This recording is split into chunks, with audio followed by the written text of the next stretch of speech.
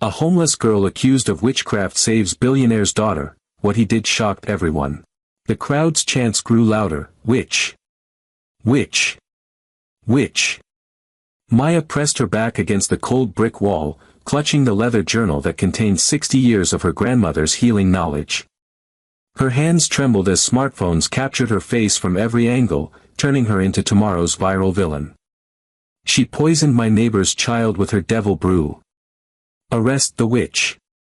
3,000 miles away, Emma Blackwood convulsed violently in her Swiss boarding school's medical wing, her billionaire father's fortune useless against the mysterious seizures that were slowly killing her brain.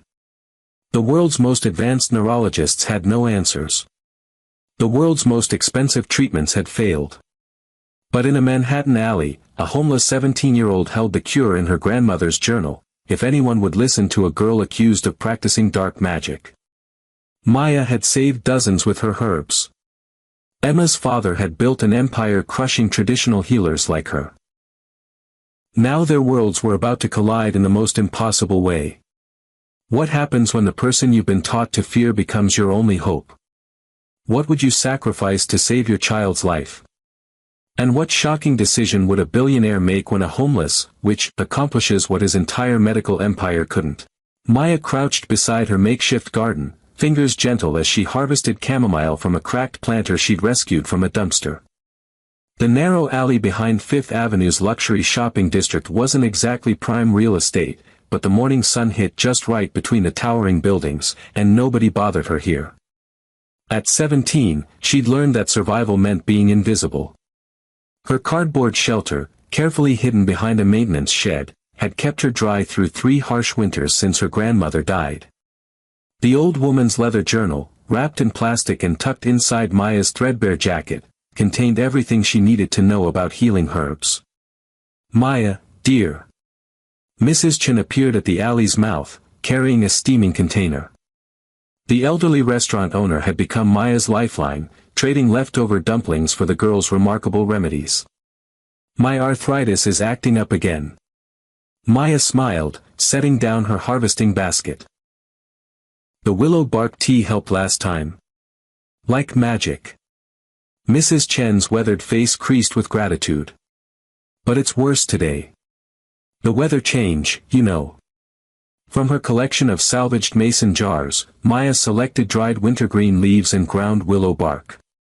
Her grandmother's voice echoed in her memory, nature provides everything we need, little star. We just have to listen.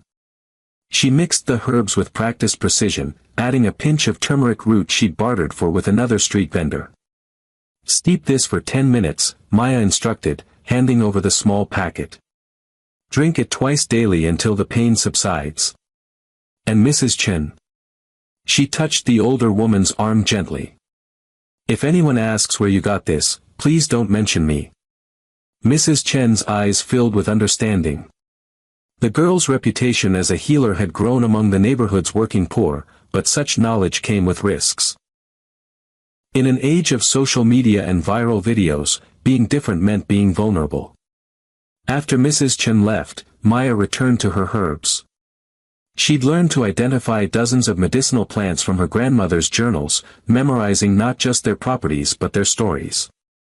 Each page contained careful drawings and detailed notes about dosages, interactions, and traditional uses passed down through generations of healers. A siren wailed in the distance, reminding Maya of the world beyond her green sanctuary. She'd chosen this life of invisibility over the foster system's uncertainties, but sometimes the loneliness felt overwhelming. Her grandmother used to say that healing others was a sacred calling, worth any sacrifice. Maya pulled her thin jacket tighter against the morning chill and continued her work.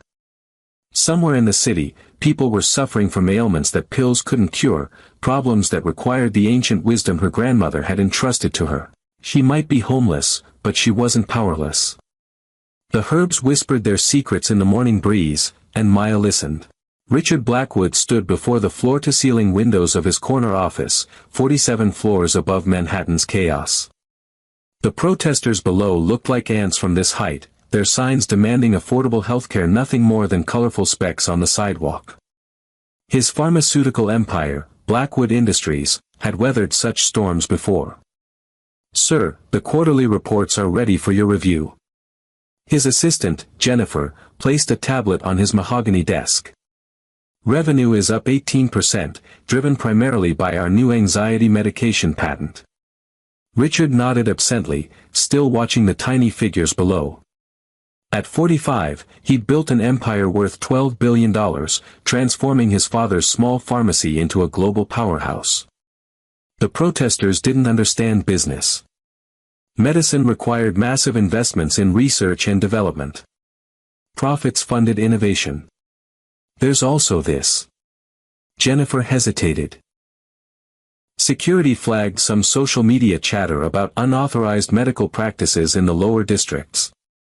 Apparently, some street kids are distributing homemade remedies. Marketing is concerned it could impact our over-the-counter sales. Street medicine. Richard scoffed. Let Darwin handle it. People who trust witch doctors over real medicine deserve whatever happens to them. His phone buzzed with an incoming video call. Emma's face appeared on the screen, but something was wrong. His 16-year-old daughter looked pale, dark circles shadowing her usually bright eyes. "Dad, I need to come home." Her voice wavered with exhaustion. "The doctors here can't figure out what's wrong with me." Richard's corporate composure cracked. "What doctors?" "Emma, what's happening?" "I've been having these episodes. Seizures, I guess. They start with this weird feeling, like electricity in my brain, then everything goes black." She touched her temple gingerly. "It's getting worse. Last night, I couldn't remember where I was for 20 minutes. Fear, an emotion Richard rarely allowed himself, crawled up his spine. "I'm sending the jet. You'll be at Mount Sinai by tonight. The best neurologists in the world. Dad, they've already run every test. MRIs, EEGs, blood work. Everything comes back normal, but I'm getting sicker." Tears streamed down Emma's face. "I'm scared." Richard's billion-dollar empire suddenly felt meaningless. All his wealth, all his connections, and he couldn't protect his own daughter. "Hold on, sweetheart. Daddy's going to fix this." After ending the call, he stared out at the protesters again. Their signs proclaimed healthcare as a human right, demanding access to treatments his company had spent millions developing. He'd always seen them as obstacles to progress, but now their desperation felt uncomfortably familiar. Jennifer cleared her throat. "Should I arrange for Emma's transport?" "Everything. The best medical team money can buy." Richard's jaw tightened with determination. "Whatever's wrong with my daughter, we're going to cure it." He didn't know that 47 floors below, a homeless girl was reading about Emma's exact symptoms in her grandmother's ancient journal, or that their worlds were about to collide in ways that would change everything. Maya had just finished grinding echinacea root when the commotion started. A small crowd gathered around Mrs. Patterson's apartment building, where the woman's 6-year-old son, Tommy, had been burning with fever for 2 days. The local clinic couldn't see him for a week, and the emergency room wait was 8 hours. "Please," Mrs. Patterson begged, clutching Maya's sleeve. "The fever won't break. He's hallucinating." Maya examined the boy quickly. High fever, but no signs of serious infection. Her grandmother's voice guided her: willow bark for fever, elderberry for immune support, peppermint for comfort. She prepared the remedy in Mrs. Patterson's kitchen, explaining each ingredient's purpose. Within an hour, Tommy's fever dropped. By evening, he was sitting up, asking for soup. Word spread through the apartment complex like wildfire. The street witch had performed another miracle. That's when Reverend Walsh arrived. "What ungodly practices are happening here?" The fire and brimstone preacher pushed through the crowd, his voice booming with practiced authority. At 62, he'd built his congregation on fear of modern corruption, preaching about the devil's influence in everything from video games to alternative medicine. "She healed my boy," Mrs. Patterson said defensively. "The doctors couldn't help, but she." She's a witch. Walsh's finger pointed directly at Maya. This child practices dark arts, corrupting our community with Satan's remedies. Look at her, living in shadows, brewing potions, claiming powers beyond human understanding. Maya's heart hammered against her ribcage. They're just herbs. Medicine that's been used for thousands of years. Don't listen to her lies.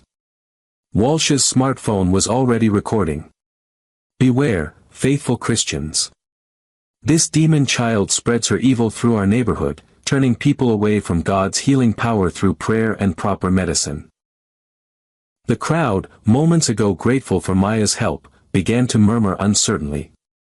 Fear was more contagious than any virus. Someone else started filming. Within minutes, Walsh's live stream was going viral across religious social networks. Witch in Manhattan, read the first posts.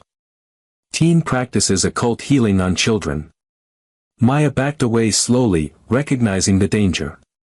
Her grandmother's stories came flooding back, tales of healers burned, drowned, or driven from their communities by ignorance and fear. She'd thought such times were past, but the hatred in the crowd's eyes proved otherwise. She must be stopped. Walsh declared to his growing online audience. This is what happens when we abandon God's truth for pagan practices. Who knows what demons she's summoned into our children? Maya ran. Behind her, the mob's anger swelled, fed by viral videos and inflammatory posts. #Witch of Manhattan began trending. Her face, captured in Walsh's footage, spread across social media platforms. Thousands of strangers now knew her face, her location, her supposed crimes. In her hidden shelter, Maya trembled as she watched the hatred multiply online. She'd helped a sick child, just as her grandmother had taught her. Now she was hunted by a digital mob that saw evil where there had only been compassion. The herbs couldn't protect her from this kind of poison. Emma Blackwood's roommate at the Swiss boarding school, Chloe, was live-streaming her morning routine when it happened. The camera captured everything: Emma's sudden scream, her body convulsing violently, her eyes rolling back until only whites showed. "Oh my God, Emma!" Chloe's phone shook as she rushed to her friend's side. The live stream continued, broadcasting to her 3,000 followers as Emma's body seized uncontrollably. The medical team arrived within minutes, but the damage was done. The video had already been shared hundreds of times, tagged with #PrayForEmma and #MysteriousIllness. What was meant to be a private medical emergency became a viral sensation.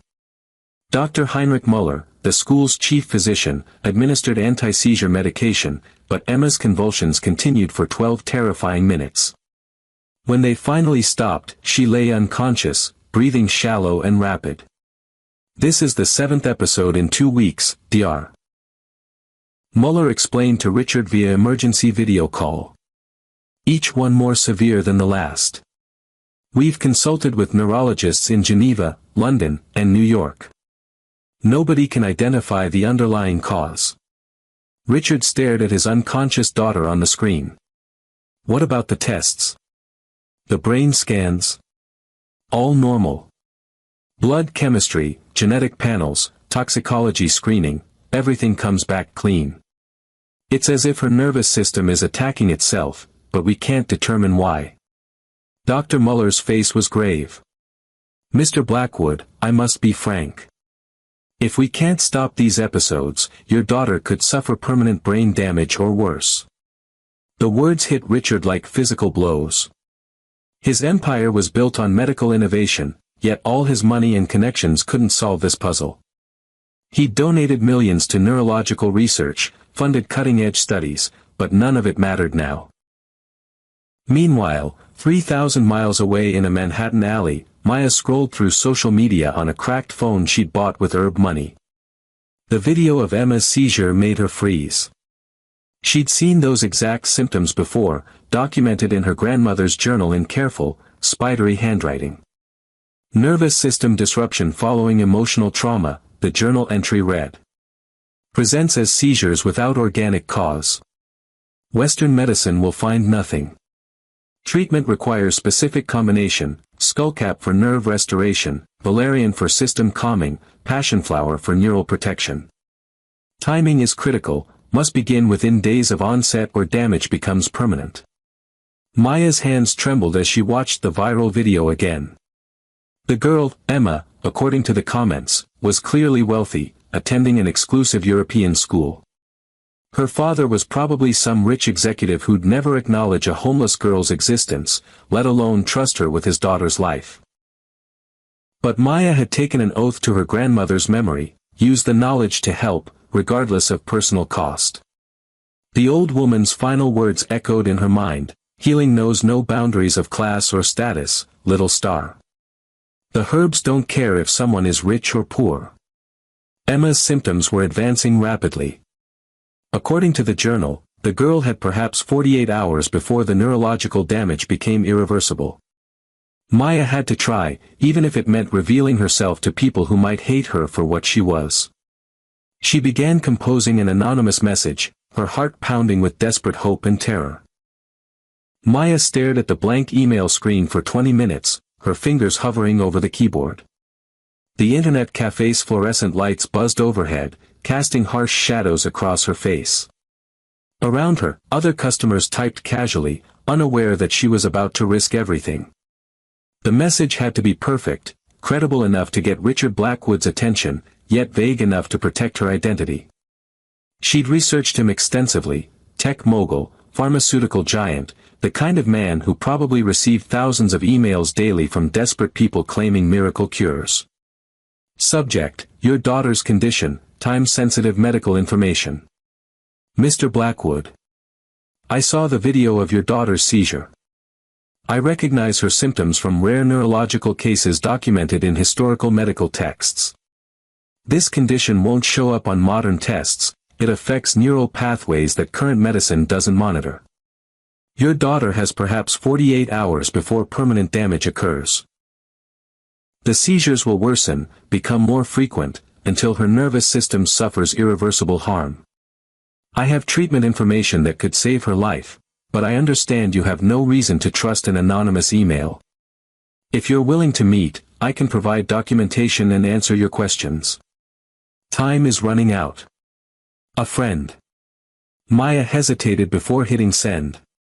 Once this message left her computer, there was no taking it back. Richard Blackwood would investigate, discover her identity, learn about the witch accusations. He might dismiss her immediately, or worse, turn her over to the authorities. But Emma's face from the video haunted her. The girl was maybe a year younger than Maya, with her whole privileged life ahead of her. Seizures like those didn't stop on their own. They escalated until the brain couldn't recover. She pressed send. 3 hours later, Maya's burner phone rang. Her heart nearly stopped. Only one person had this number. This is Richard Blackwood. The voice was tense, exhausted. You sent me an email about my daughter. Maya's mouth went dry. Yes. Who are you? How do you know about Emma's condition? I study rare neurological disorders, Maya lied, hating herself for it. I have access to historical medical documentation that modern medicine often overlooks. My daughter is being treated by the best neurologists in the world. They've never seen anything like this. That's exactly why they can't help her. Maya's voice grew stronger. This condition was documented centuries ago, before modern pharmaceuticals. It requires a different approach. Silence stretched between them. Maya could hear Richard's breathing, heavy with desperation and suspicion. If this is some kind of scam. Your daughter had her first episode 12 days ago, triggered by extreme stress. The seizures started small but are escalating rapidly. Each one lasts longer than the previous. The medical teams can't find organic causes because they're looking in the wrong place. Another silence. Maya had gambled everything on details she'd gleaned from news reports and social media posts. How could you possibly know that? Because I've seen this before. Mr. Blackwood, I understand your skepticism, but your daughter is running out of time. Will you meet with me? She heard him exhale shakily. Where? Maya's grandmother had always said that healing required faith, not religious faith, but the willingness to trust in possibilities beyond conventional understanding. Now she hoped a desperate father's love would be enough. The main library on Fifth Avenue. Tomorrow at noon. I'll bring the documentation. How will I recognize you? Maya almost laughed. By tomorrow, thanks to the witch videos, her face would probably be plastered across every news site in the city. You'll know. Richard Blackwood hadn't slept in 36 hours. He paced his penthouse office like a caged animal, phone pressed to his ear as Dr. Sarah Chen, Mount Sinai's top neurologist, delivered her grim assessment. The episodes are accelerating, Dr. Chen reported from Emma's bedside. We've had 3 seizures in the past 4 hours, each lasting longer than the previous. We're keeping her sedated, but Richard. Her voice carried 20 years of medical experience. I've never seen anything like this. Every test we run comes back normal, yet she's clearly deteriorating. Richard's fist clenched around the phone. What about the experimental treatments? The ones we discussed? Without understanding the underlying mechanism, we'd be shooting blind. Some of those drugs could make things worse. Through his window, Manhattan sprawled beneath him, billions of dollars in medical infrastructure, the world's most advanced hospitals, and none of it could save his daughter. The anonymous email burned in his memory. 48 hours, the stranger had said. Half that time was already gone. Sir. Jennifer knocked softly. The security report you requested. Richard grabbed the folder, scanning its contents. His security team had traced the email through multiple proxies and encrypted servers, professional-grade digital concealment that suggested either a sophisticated scammer or someone with serious reasons to hide. There's more, Jennifer said carefully. The message originated from an internet cafe in Lower Manhattan. Facial recognition picked up this image from their security cameras. Richard stared at the photograph. A teenage girl, thin and disheveled, with intelligent dark eyes and prematurely weathered features. She looked nothing like the medical experts he'd consulted. Cross-reference her face with recent social media activity. 10 minutes later, Jennifer returned with a tablet full of viral videos. Her name is Maya. She's been accused of witchcraft for practicing herbal medicine in the homeless community. The videos went viral yesterday. Richard watched footage of the angry crowd, Reverend Walsh's accusations, Maya's terrified flight. A homeless teenager, branded as a witch, claiming she could save his daughter when the world's best doctors had failed. His rational mind screamed warnings. This was desperation clouding judgment, the same psychological trap that led grieving families to pursue miracle cures and snake oil remedies. He'd built his fortune understanding the difference between hope and science. But Emma was dying. His phone buzzed with another update from Dr. Chen. Richard, you need to get here. Emma's seizures are becoming continuous. We're losing her. The words shattered something inside him. In that moment, his billion-dollar empire felt worthless. All his success, his carefully built reputation, his scientific skepticism, none of it mattered if he lost his daughter. Sir, what are your instructions regarding the meeting? Jennifer asked. Richard looked at Maya's photograph again. She appeared vulnerable, frightened, but her eyes held something he recognized from his own mirror during the early days of building his company, desperate determination. Arrange security. Full background check.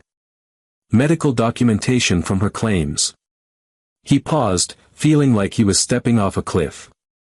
And clear my schedule. I'm meeting with a witch.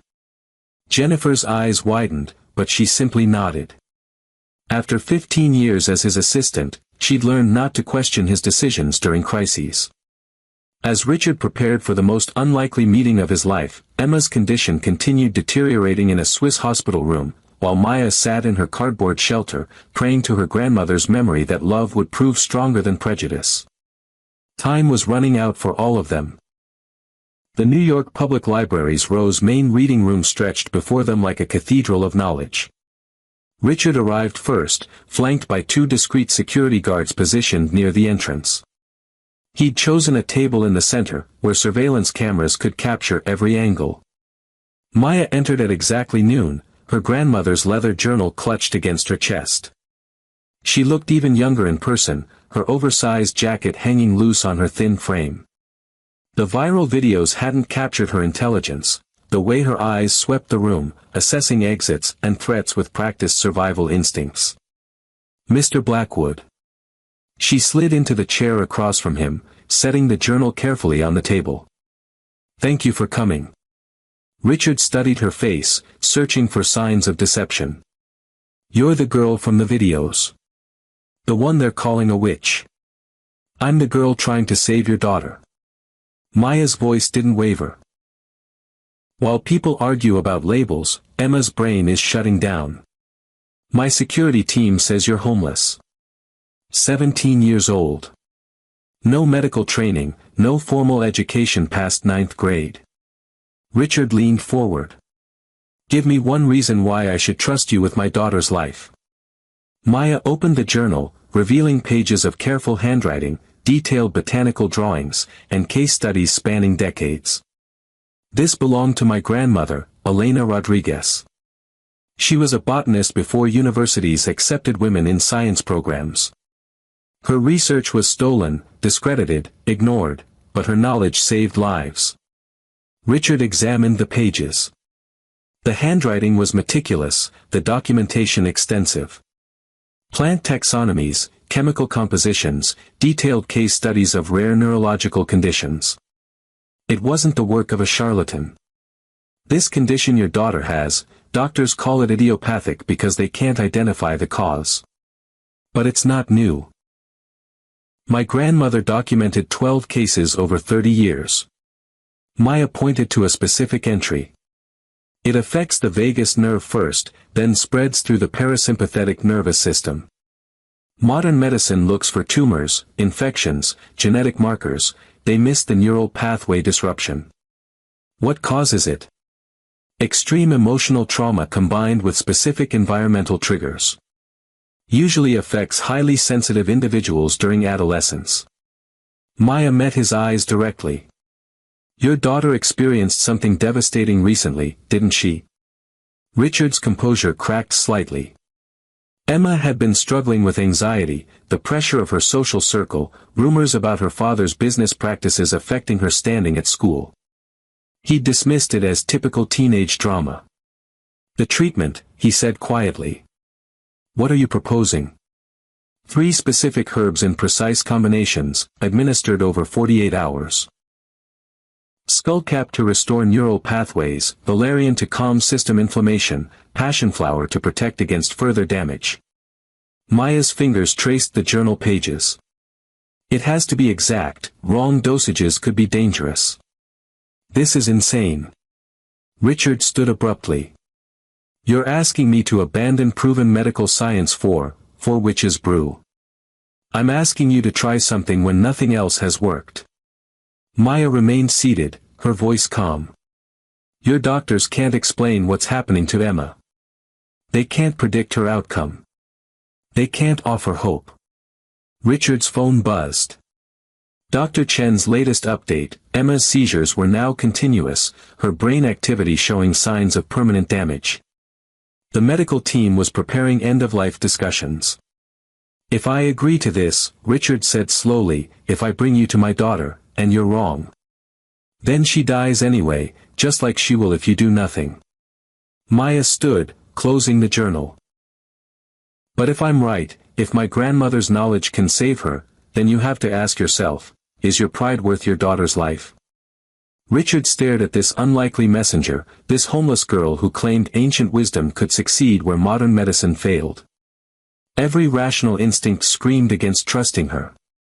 But love wasn't rational. My jet leaves in 2 hours. The private medical facility in Switzerland resembled a luxury hotel more than a hospital. Richard had spared no expense, ensuring Emma received care in the world's most advanced neurological unit. Yet as Maya walked through the sterile corridors, carrying her grandmother's herbs in a simple canvas bag, she felt the weight of centuries-old knowledge confronting cutting-edge technology. Dr. Chen met them at Emma's door, her expression a mixture of professional skepticism and desperate hope. "Mr. Blackwood, I must strongly advise against this. We have no idea what these substances might do to Emma's compromised nervous system." Through the glass, Maya could see Emma connected to a dozen monitors, her body occasionally convulsing despite heavy sedation. The seizures had evolved into status epilepticus, a medical emergency where the brain essentially attacked itself without pause. "How long does she have?" Maya asked quietly. "At this rate of deterioration?" "Hours, maybe less." Maya opened her bag, revealing carefully labeled mason jars containing dried herbs. Each had been prepared according to her grandmother's precise specifications, ground to exact consistencies, measured to the milligram. "I need hot water, a ceramic pot, no metal, and 30 minutes. "This is madness," Dr. Chen protested. "We're talking about untested plant materials administered to a critically ill patient. You're talking about letting her die because you can't admit your methods have failed." Maya's voice carried a strength that surprised everyone, including herself. "I've seen this condition before. I know how it progresses, how it responds to treatment. Your machines can't see what's really happening to her." Richard watched his daughter's monitors, the erratic patterns that meant her brain was slowly shutting down. "What do you need?" Maya's hands moved with practiced precision, combining the herbs in proportions her grandmother had perfected through decades of careful observation. The mixture filled the room with an earthy, medicinal scent that reminded Richard of his childhood visits to his grandfather's pharmacy, back when healing felt more like art than science. "The treatment works in 3 phases, Maya explained as she prepared the initial dose. "First, the skullcap will interrupt the seizure cascade. Emma's convulsions should stop within 20 minutes. Then the valerian reduces systemic inflammation, you'll see her vital signs stabilize. Finally, the passionflower protects against neural damage and begins repair processes." Dr. Chen monitored every vital sign as Maya administered the herbal mixture through Emma's feeding tube. "If her condition worsens." "It won't." Maya sat beside Emma's bed, her hand gently touching the girl's forehead. "I've seen my grandmother heal 12 people with this exact condition. Trust the process." 18 minutes later, Emma's seizures stopped.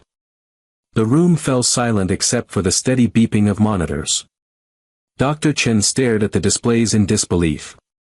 "Her brain activity is normalizing. The seizure patterns are completely gone." Over the next 6 hours, Maya administered 2 more doses while Emma's vital signs steadily improved. Color returned to the girl's face. Her breathing deepened. The monitors showed neural pathways rebuilding, inflammation subsiding, normal brain function returning. But the effort had cost Maya everything. Days of stress, malnutrition, and the emotional toll of being hunted had pushed her beyond her limits. As Emma's recovery became certain, Maya collapsed, her own body finally surrendering to exhaustion. She woke up in handcuffs. "Maya Rodriguez, you're under arrest for practicing medicine without a license," the officer announced. Through the window, she could see news vans gathering, reporters shouting questions about the witch who had supposedly saved a billionaire's daughter. Emma was alive, but Maya's nightmare was just beginning. The county jail's visiting room smelled of disinfectant and despair.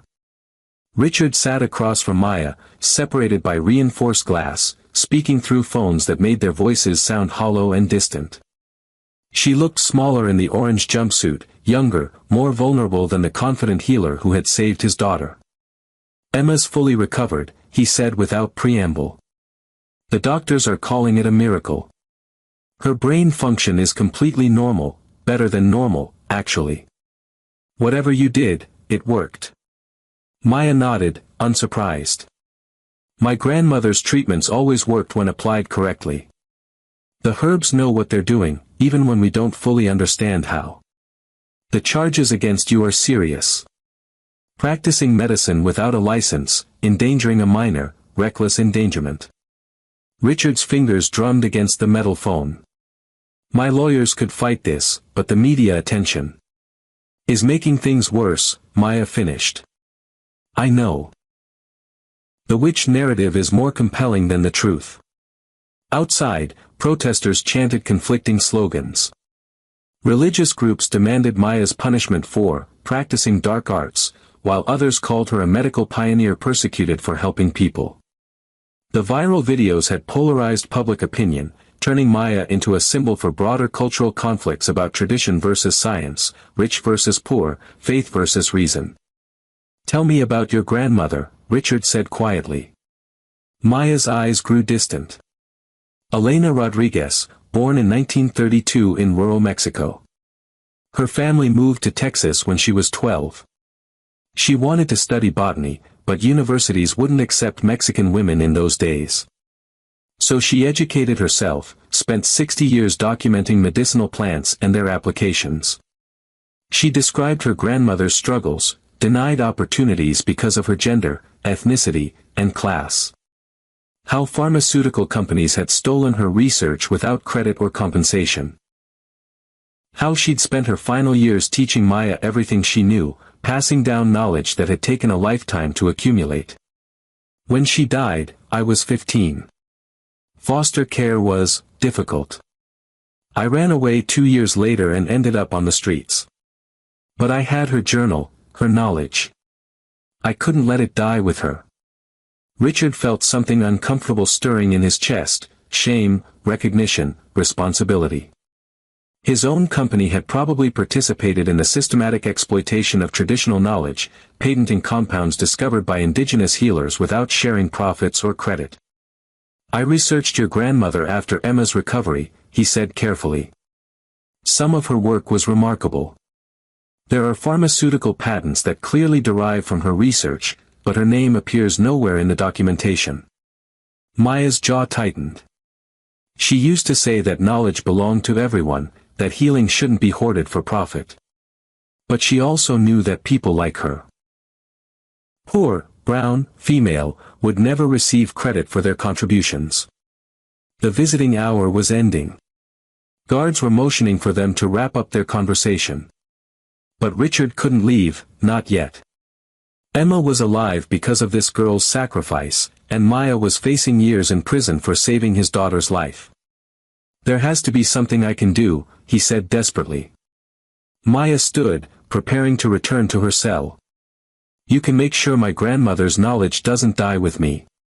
If I'm convicted, if I go to prison, someone needs to preserve what she taught me. People are still suffering from conditions that her herbs could heal. As the guards led Maya away, Richard remained seated, staring at his reflection in the bulletproof glass. He'd built a $12 billion empire on the premise that healing required massive corporations, expensive research, and profitable patents. But a homeless teenager with a handwritten journal had accomplished what his entire industry couldn't. The contradiction was tearing him apart. That night, Richard couldn't sleep. He kept thinking about Elena Rodriguez, about stolen knowledge and unpaid debts. About Maya, who had risked everything to save a stranger's child. About Emma, alive because of wisdom his world had tried to erase. By morning, he'd made a decision that would shock everyone who knew him. Richard's private investigator, Sarah Kim, had worked for billionaires and Fortune 500 companies for 15 years, but she'd never seen her client look so haunted.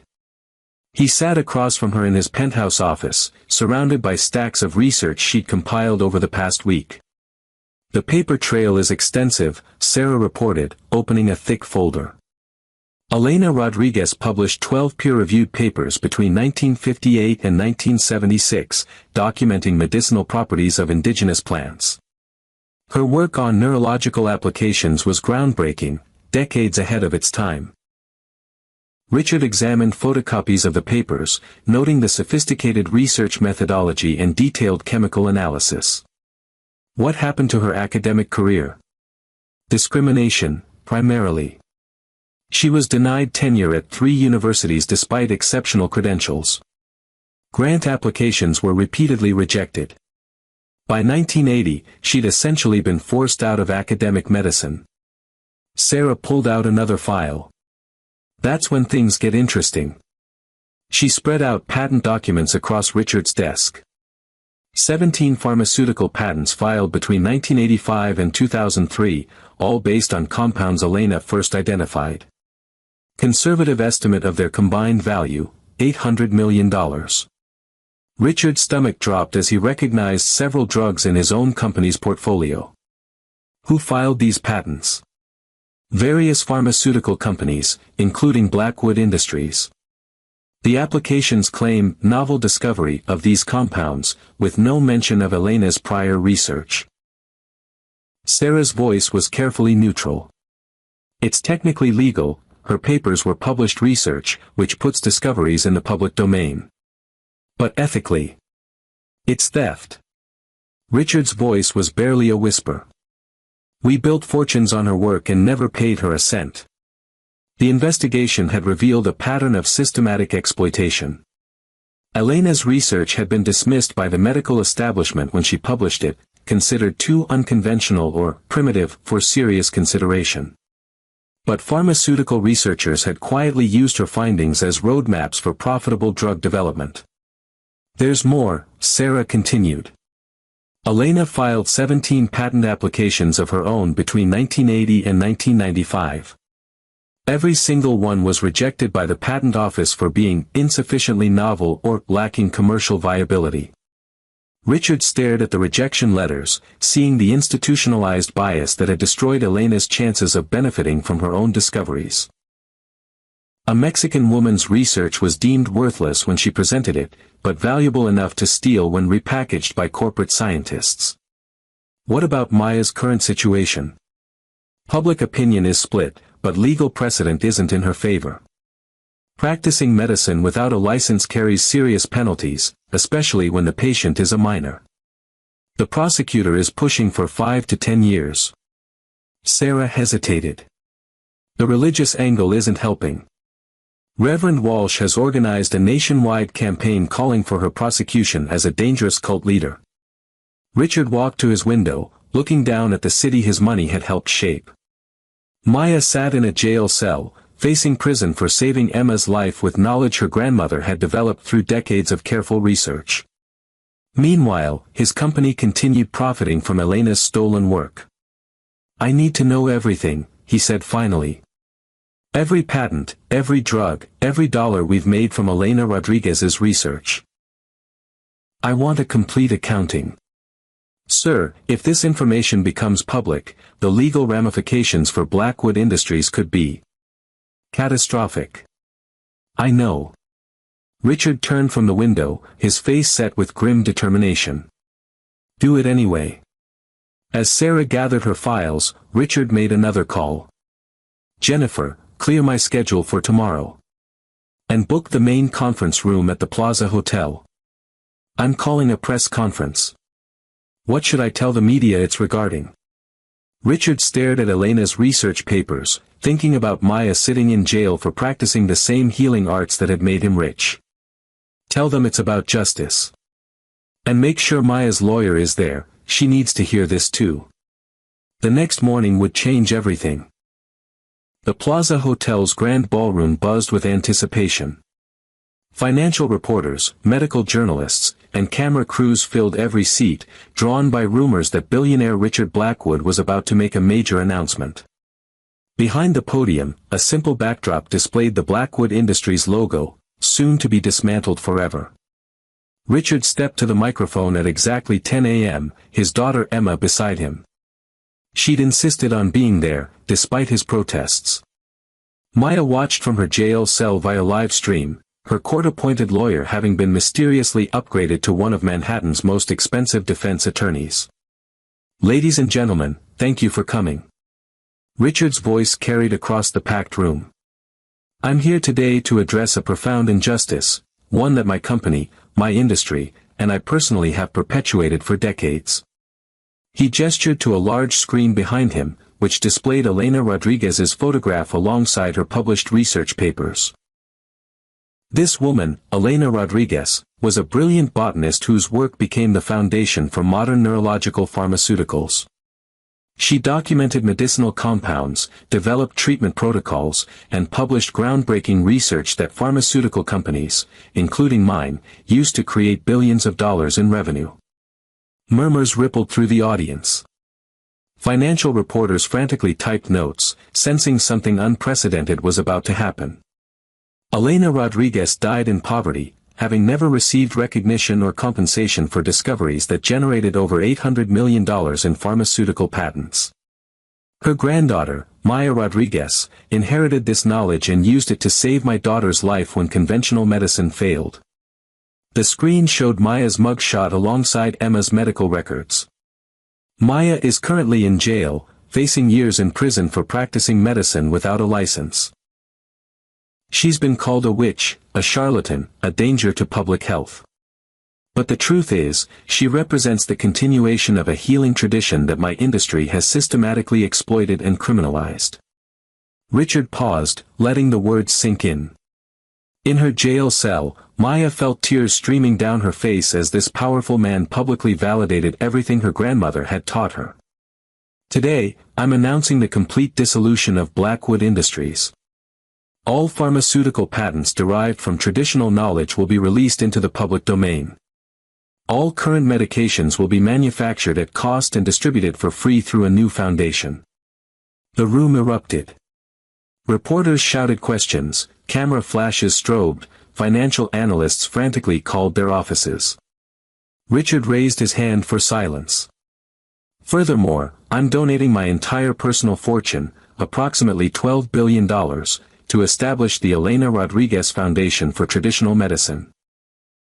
This foundation will provide free healthcare combining conventional and traditional approaches, fund research into indigenous healing practices, and ensure that knowledge holders like Maya receive proper recognition and compensation.